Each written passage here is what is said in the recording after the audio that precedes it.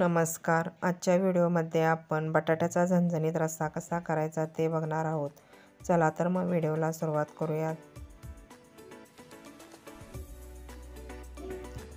एका मिक्सरच्या भांड्यात खोबऱ्याचे बारीक केलेले काप घालून घेऊ. 1 चमचा जिरे टाकून घेऊ.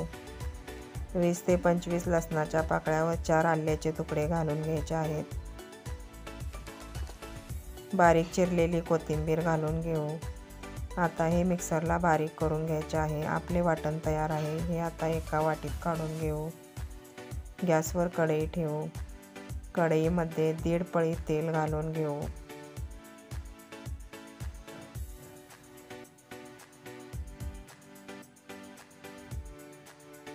तेल गरम झाल्यावर त्यामध्ये बारीक केलेले वाटण घालून घेऊ. त्याला चांगले भाजून घेऊ.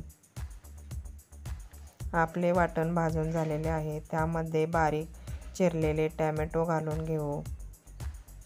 त्याला चांगले भाजून घ्यायचे आहे.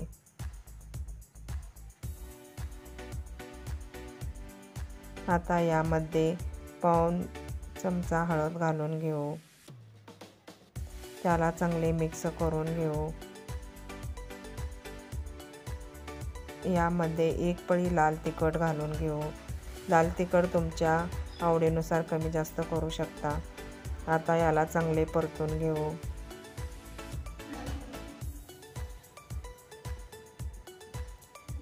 आता यामध्ये थोडं पाणी घालून घेऊ व त्याला चांगले मिक्स करून घेऊ. पाणी घातल्यामुळे आपले वाटण खाली चिकटत नाही. आता टोपण लावून 1 मिनिटभर वाफ काढून घेऊ. आपल्या वाटणाला चांगलं तेल सुटलेलं आहे. आता यामध्ये उकडलेले बटाटे घालून घेऊ. त्याला चांगले मिक्स करून घेऊ.